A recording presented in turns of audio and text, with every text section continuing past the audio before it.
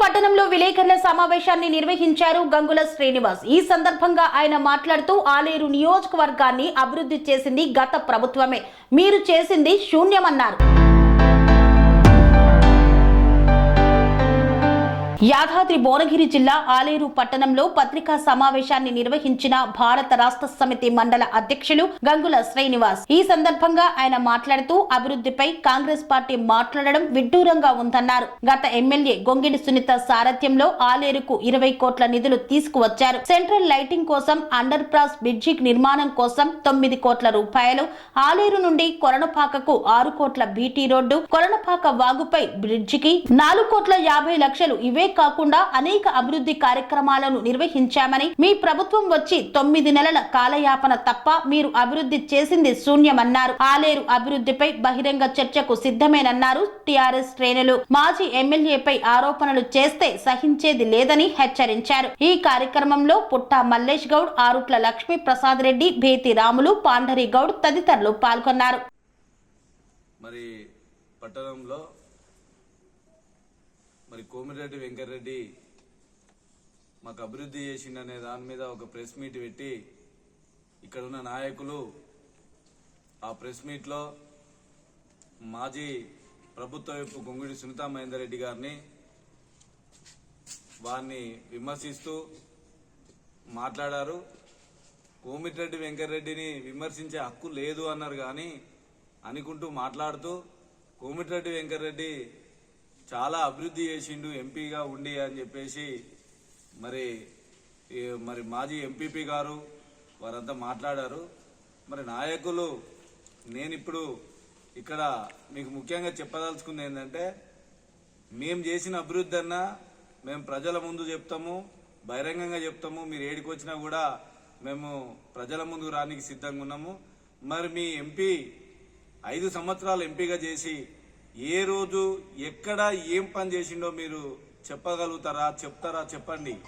కానీ మీ వ్యక్తిగతంగా అభివృద్ధి చేసినట్టుగా ఆ ఛానల్లో చెప్పారు. మీరు మాకు బాగా పని చేసిందంటే మీకు వ్యక్తిగతంగా పని చేయొచ్చు, కానీ ఏ విలేజ్లో ఎన్ని లక్షల రూపాయలు పెట్టి ఏం పని చేసిండని చెప్పడానికి మీరు చూడండి.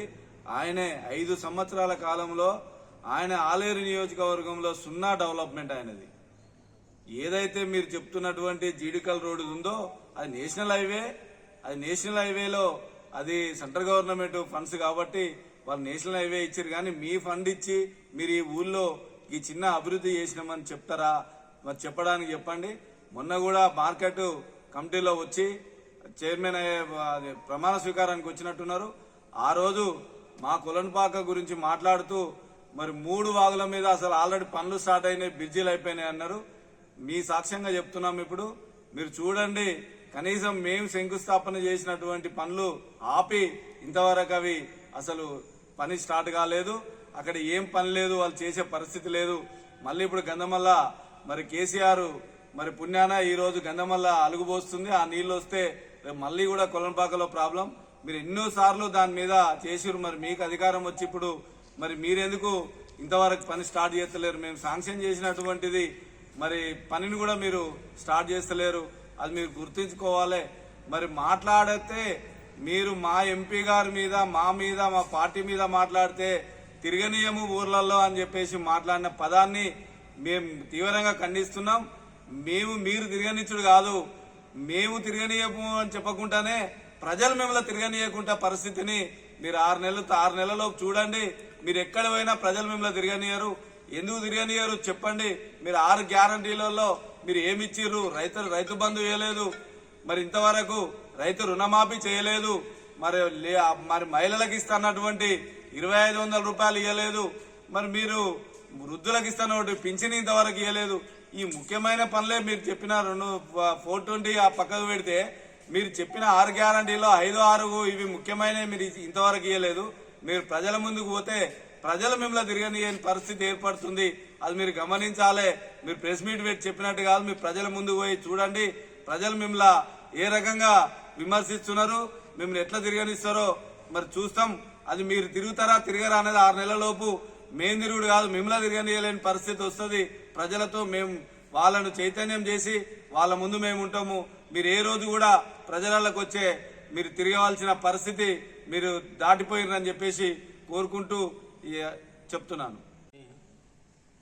మరియు బీర్లా ఎల్లయ్య గారిని ఉద్దేశించి ఆలేరు నియోజకవర్గంలో జరుగుతున్న అభివృద్ధి కార్యక్రమాల మీద మాజీ ఎమ్మెల్యే శ్రీమతి గొంగుడి సునీతా మహేందర్ రెడ్డి గారు మాట్లాడిన విషయాన్ని మొన్న కాంగ్రెస్ పార్టీ ఆఫీసులో ఆలేరు మాజీ ఎంపీపీ అయితేనేమి, అధ్యక్షుడు అయితేనేమి, శ్రీనివాసరెడ్డి అయితేనేమి మాట్లాడుతూ వారు ఎవరైతే వారి మంత్రిని ఉద్దేశించి మేడం మాట్లాడిన దాన్ని ఖండించవచ్చు. ప్రతిపక్షాలుగా అధికారంలో మేము 10 సంవత్సరాలు ఉన్నాం. ఎన్నడూ కూడా మిమ్మల్ని గ్రామాలలో తిరగనీయం, మేము ఇది చేస్తాం అది చేస్తాం అంటే ఈ 10 సంవత్సరాలు అసలు మీరు ఉండేటోళ్ళే కాదు. ప్రతిపక్షాలుగా ప్రభుత్వాలను విమర్శించేటువంటి హక్కు మన ప్రజాస్వామ్య దేశంలో ఉన్నటువంటి హక్కు. దాన్ని వీళ్ళు బెదిరిస్తూ ఉన్నారు. రేవంత్ రెడ్డి ఏ రకంగా అయితే మాట్లాడుతున్నారో పైనుండి కింది దాకా వాళ్ళది ఒక రౌడీ రాజ్యం లాగా బెదిరించి అక్రమంగా వాళ్ళు ఏదో చేసే విధంగా ఉన్నది. వారు అభివృద్ధి కార్యక్రమాలు ముఖ్యమంత్రి తను పోయి తీసుకొస్తా ఉంటా ఉన్నారు. మాజీ ప్రభుత్వ వైపు గారు గతంలో 20 కోట్ల రూపాయలు ఆలేరుకు తీసుకొచ్చి ఆలేరులో కొలన్పాక రోడ్ నుండి దుర్గమ్మ గుడి వరకు బీటీ రోడ్ అయితేనేమి, బటర్ఫ్లై లైట్లు అయితేనేమి, అన్ని వాళ్లల్లో సీసీ రోడ్లు అయితే డ్రైనేజీలు అయితేనేమి మంజూరు చేయించి 2 కోట్లతోటి సమీకృత మార్కెట్ చేయించి, అదేవిధంగా శ్మశాన వాటికి 1 కోటి రూపాయలు తీసుకొచ్చి ఆడ వర్కులు మధ్యలో అంటే డబ్బులు అయిపోయిన తర్వాత ఆగిపోయినాయి. ఆ పనులను కనీసం ఇప్పుడు గెలిచినటువంటి ఎమ్మెల్యే ఇంతవరకు పోయి కూడా అక్కడ పోయి చూసిన పాపన పోలేదు. ఇంకొకటి ఆలేరులో పెద్ద సమస్య అండర్ పాస్ సమస్య.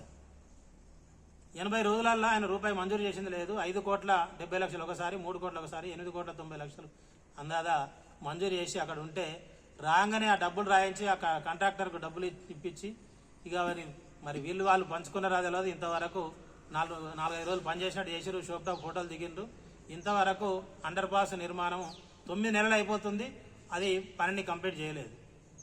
అదేవిధంగా 15 కోట్ల రూపాయలు ఆలేరుకు మన మున్సిపల్ భవనము గతంలో శిథిలావస్థలో ఉందని దాన్ని డిస్మెంటల్ చేస్తే దాన్ని ఇదే కాంగ్రెస్ పార్టీ వాళ్ళు ప్రతిపక్షంలో ఉన్నప్పుడు నానా రభస చేసి రకరకాలుగా బదనాం చేసింది. ఇప్పుడు మనం మాట్లాడినటువంటి కౌన్సిలర్ భర్త శ్రీనివాసరెడ్డి కూడా ఆందోళన చేసిన దాంట్లో ఒక అతను. వారు ఇప్పటికి కూడా వారు ఎమ్మెల్యేను కానీ ప్రభుత్వ వైపును కానీ మరి ఎందుకు మనం ఆ బిల్డింగ్ కంప్లీట్ చేయాలని అడగకుండా ఉల్టా మేము అభివృద్ధి చేసినాం 9 నెలల నుండి ముఖ్యమంత్రి నుండి మరి ఏం తీసుకొచ్చినాం ఆలేరులో ఒక పని చూపించమని చెప్పండి. వాళ్ళు ఎమ్మెల్యే గారు గతంలో ఉన్నటువంటి మాజీ విప్ గారు తెచ్చినటువంటి వర్క్లను 15 కోట్ల రూపాయలను ఆపినరు. ఎస్డిఎఫ్ నిధులు ఎమ్మెల్యే నిధులను కూడా వర్కులు చేయకుండా వాళ్ళు ఆపుతా ఉన్నారు. సెంట్రల్ గవర్నమెంట్ ఫండ్స్ 12 కోట్ల రూపాయలు అమృత్ స్కీమ్ కింద ఇలా మోత్కూరు పోదాం, గుట్టకు పోదాం, అక్కడ వర్క్ పనులు జరుగుతూ ఉన్నాయి, ట్యాంకుల నిర్మాణం జరుగుతూ ఉన్నది.